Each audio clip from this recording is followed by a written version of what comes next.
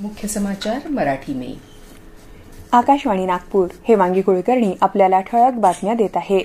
नवीन नोंदणी क्रमांकाची मालिका सुरू केल्यानंतर क्रमांक आरक्षित करण्यासाठी लिलावाची प्रक्रिया परिवहन कार्यालयामार्फत राबवण्यात येते। लिलावाची ऑफलाईन प्रक्रिया पूर्ण झाल्यानंतर उर्वरित अनारक्षित नोंदणी क्रमांक ऑनलाईन पद्धतीने आरक्षित करण्यासाठी राज्यातील सर्व परिवहन कार्यालयांसाठी ऑनलाईन सुविधा कार्यान्वित करण्यात आली आहे। fancy.parivahan.gov.in या संकेतस्थळावर पसंतीचा नोंदणी क्रमांक आरक्षित करता येणार आहे। त्याचप्रमाणे हलक्या मालाच्या वाहनांच्या वितरकांची ऑनलाईन फेसलेस नोंदणीची सुविधा सुरू झाली आहे। यासाठी वाहन वितरकांना वाहन मालकांच्या वतीने parivahan.gov.in या वेबसाईटवर वाहन नोंदणीसाठी अर्ज करावा लागेल।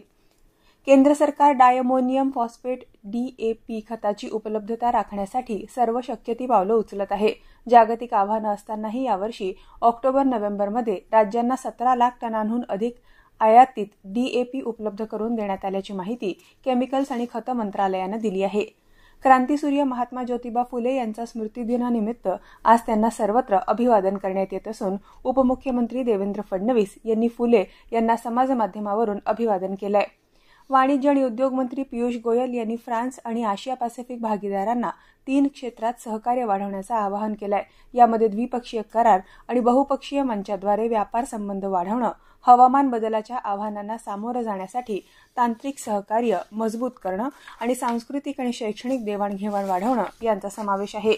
भारत-फ्रान्स व्यापार 2024-25 या आर्थिक वर्षात $15 अब्ज पर्यंत पोहोचेल असं गोयल यांनी नवी दिल्ली इथं आशिया पॅसिफिक क्षेत्राची फ्रेंच विदेशी व्यापार आयुक्तांच्या वार्षिक परिषदेत सांगितलं।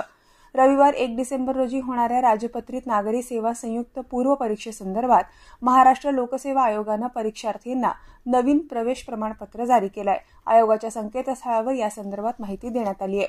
ओमानची राजधानी मस्कत इथं झालेल्या पुरुष ज्युनियर आशिया चषक हॉकीच्या पहिल्या सामन्यात काल भारताने थायलंडचा 11-0 अशा गोल फरकाने पराभव केला।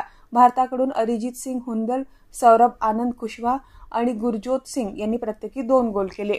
याबरोबरच हे ठळक बातमीपत्र संपलं। नमस्कार।